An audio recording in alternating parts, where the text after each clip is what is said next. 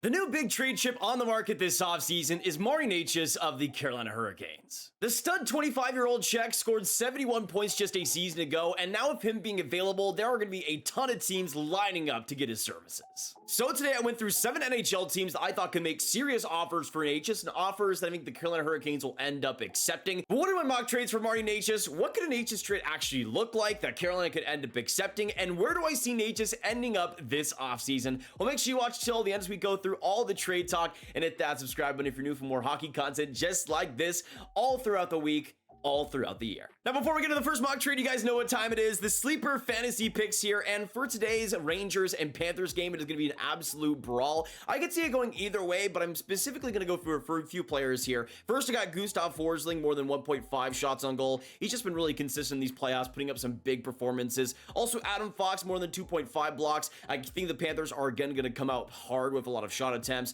But then I got a couple players less than. I first got Alex Wennberg, less than 0.5 points. He's gone kind of cold over these last few games. Same thing with Sam Reinhart, less than 0.5 goals. But we're going to see what happens here. Maybe the Panthers able to storm up a big game too. But I'm going to put $10 down to win 49, and we'll see how it goes. But if you guys want to support the channel, every time you guys sign up, it helps a lot. Just use promo code GRAB when you guys sign up to Sleeper Fantasy, and you can do the NBA, NHL playoffs every single day. You can make your picks to win big. And thank you to Sleeper Fantasy for sponsoring today's video. Now, with the Carolina Hurricanes once again being eliminated in the playoffs, so with Martin Necas having RFA rights this offseason, we've heard a lot about a trade in the works. We've heard Necas' father come out to the media and say how his son would like to be traded, the lack of power play time, and how disgruntled he might be. And there are going to be a lot of teams acquiring him. As Elliot Freeman says, Martin Necas is the big one. I think there's something to Vancouver. I think the Canucks like the player, and I don't think they're the only ones. There is going to be a Necas sweepstakes this year, folks, and get ready. And it makes complete sense. It's not every day that you get a player of the talent of Necas on the market. At 25 years old, especially in his prime, as a bigger frame, he's somebody that's really developed well over his time in Carolina. And you can see a year ago, 28 goals, 71 points in 82 games. And this year, even though there was a little bit of a downgrade, he's likely going to settle around the 65, 70 point range as a prime forward. And that is an extremely valuable piece to have. The speed, the skill, Necas has so much intensity and pace to his game. And if the team is able to unlock that consistently, you're getting a great first line forward here. And honestly, it was very hard to nail down just 7 teams that could be in the race for Necas because there's so many teams that would like to acquire this type of player. But today I went through 7 teams that I thought made the most sense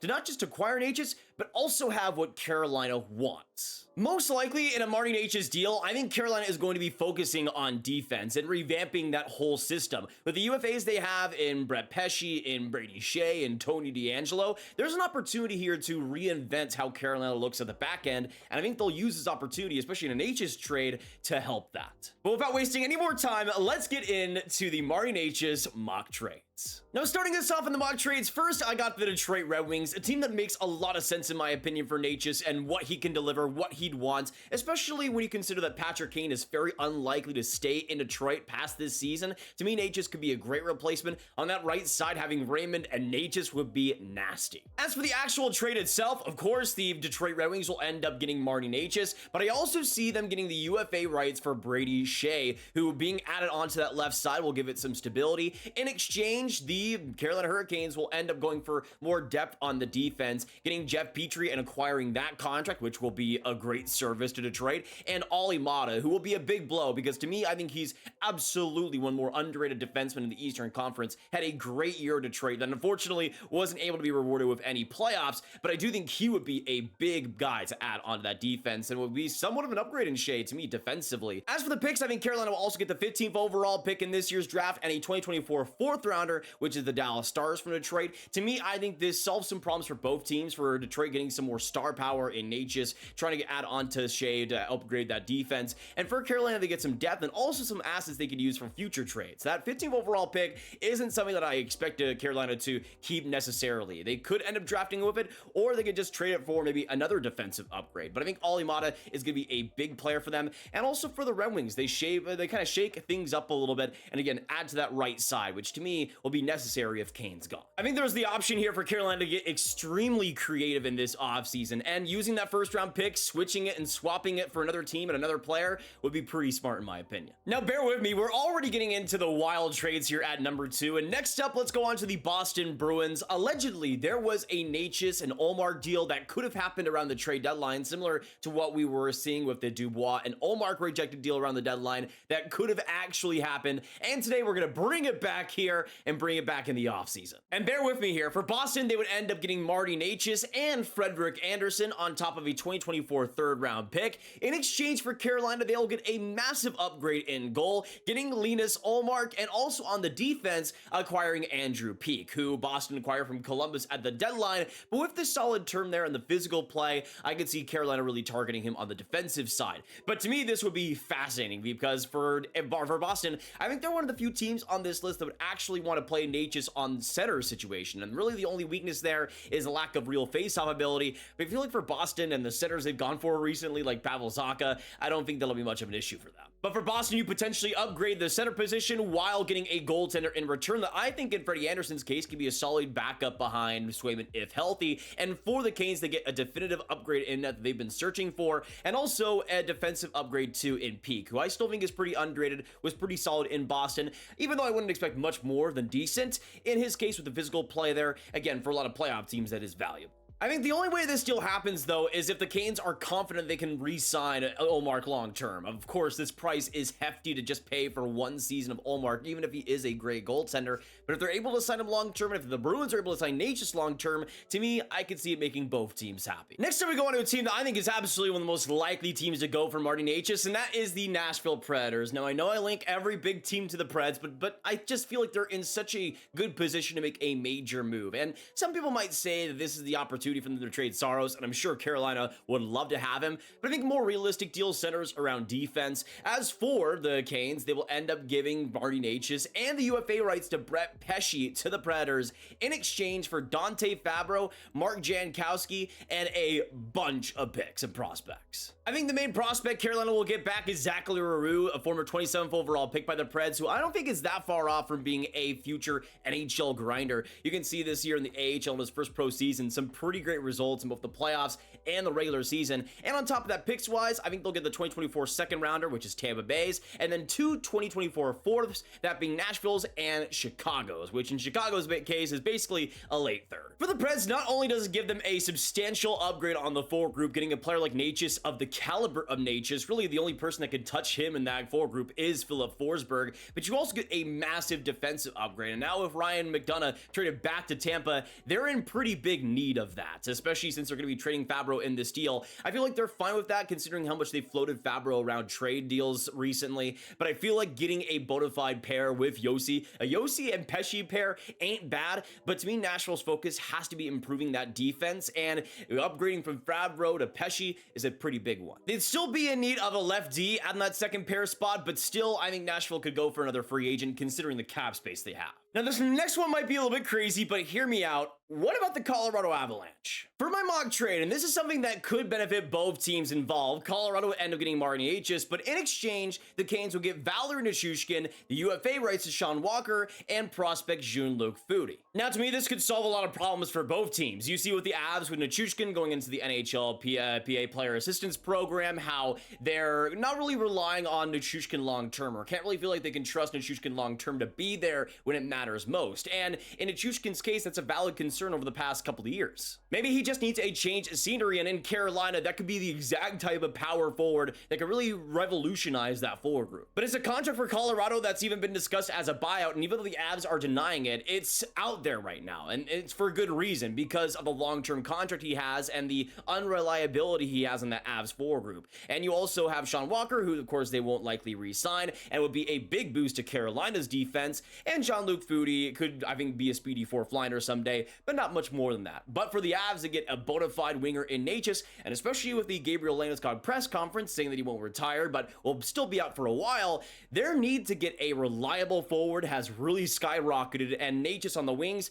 could be extremely valuable. Who knows, maybe the Carolina Hurricanes need to add more in this deal, but I still think the parameters of this deal could be fascinating. Next up, I wanted to talk about the LA Kings, a team that I think underratedly could be in the Necas sweepstakes here. They're a team that in Rob Blake's case said he wanted to go in a bolder direction, wanted to change things up this offseason, and adding a player like Necas would definitely do that. He'd add some electrifying offense that they, I think, desperately need. And of course, with the UFA status of players like Arvidsson, the right side besides Kempe is pretty open. It's pretty empty, and Necas could be perfect in that spot. To me, I think considering what Carolina could do, there's not a ton of options that I think would really entice them besides maybe a Brandt Clark, and I'm just not sure if LA is going to trade that type of option. To me, a realistic deal centers on Martin Necas and Freddie Andersen going to LA. I think an Andersen and Rittich tandem makes a lot of sense for the Kings. In exchange for Carolina, though, they'll get Arthur Kaliev, who the Kings just don't want to play for some reason. Also, Alex Turcotte, who has yet to step into the NHL full-time, but I think is somebody the Canes could potentially want to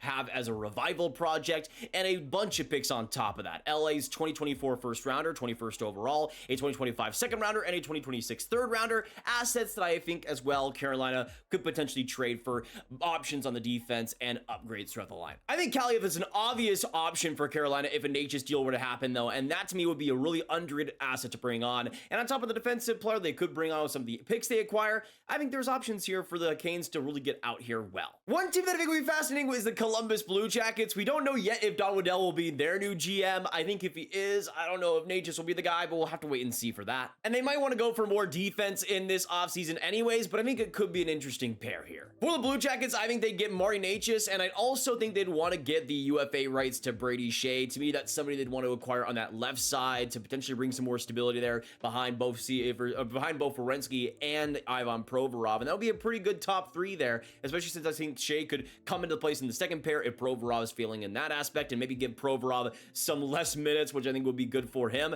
Going back, though, to Carolina, I think would be Elvis Merzlikins. This, to me, would be very interesting. We've heard a lot of trade rumors around Merzlikins over the past year and a half, really the last couple of years. He's somebody that in a better defensive system, really for the first time in his career, could get a lot more, but we'll see. He's been really disappointing these past few seasons. Maybe Carolina sees something they can unlock in him. I also think Igor Chinnikov would be something that that Carolina would really want to go for. In Chinnikov's case, he's somebody that's dealt with some health issues over the past couple of years, but when he is on, he's a pretty good goal scorer and could be somebody pretty valuable for Carolina. And I also think Adam Boquist would go back. He's obviously more on the offensive side, but still extremely young, not even turning 24 until August. He's somebody that could be a part of this revamped Carolina offense, bringing some youth to it, but also some offense there. And on top of that, a 2026 first rounder, top 10 protected from Columbus. It would be a pretty massive deal, but to me, especially with some of the holes it could fill in Carolina's side and Columbus's side, maybe it's something that's able to work here. But I do think just the division rival aspect of it could maybe keep Carolina from doing it. But this whole deal really relies on how much Carolina values Merzlikins. If they don't see him turning a page, then this deal isn't happening. But last but not least, for our 7th mock trade of the video, the team to me that makes the most sense is the Vancouver Canucks. As Elliot Friedman mentioned in 32 Thoughts, as well as here, Vancouver and Carolina have worked around a Necas deal in the past. If you remember around the trade deadline with Elias Pettersson not re-signing and there being some conversation around him potentially being dealt to Carolina, apparently, according to Friedman, Necas was going to be a part of that deal. And even though there is no way that Pettersson is a part of this newly revamped deal, I still think Vancouver could absolutely get a deal done surrounding Martin Necas and the UFA rights to Brett Pesce. Because like Elliot Friedman mentioned, in exchange, I think the Canes would get Filip Hronek and re-sign him to a massive deal there, and also defensive prospect Elias Pettersson. They would get a Pettersson, but not the Pettersson on the forward side. Defensively, though, still a really under-the-radar defensive prospect to me, and someone that I think could be a really solid middle pair D someday. On top of that, I also see Carolina getting a 2025 second rounder and a 2024 third rounder. I think for Vancouver, though, it's important that they didn't have to give up a first rounder in this deal, but I also consider Filip Hronek being one of the best players that Carolina could get out of any of the players we've mentioned so far. Also, Elias Pettersson being a good, solid defensive prospect in the future. Those, to me, are really impressive assets for Carolina. Even if Hronek was pretty shaky in the second half, again, I think it will be a part of that revamped defense for Carolina. Maybe the Canucks have to give up more, but I feel like the Canes would really value, Hronek and Pedersen being added onto the books. But we'll see. There is so much potential in a Martin Necas deal, and these mock trades were just for fun. Don't take it seriously. Obviously, take them with a grain of salt because I'm not an NHL GM. I was just thinking of what could be fun, what could be interesting this offseason, and what teams I think can make the most sense. But I'd love to know your thoughts down below. What you guys think a Martin Necas deal could actually look like? What are your mock trades, and where do you see him ending up if he were to be dealt? Well, I'd love to know all your thoughts down below. Of course, hit that like button, hit that subscribe button, hit that notification bell if you guys haven't already, and share the video with all the hockey fans you guys know online. Get the Necas mock trades out to them, and click on this card for all of my trade content right in one playlist. A lot of good stuff there for you to binge. All the latest in the NHL right there, and I will see you in the next one. I hope you have a great hockey day, and goodbye.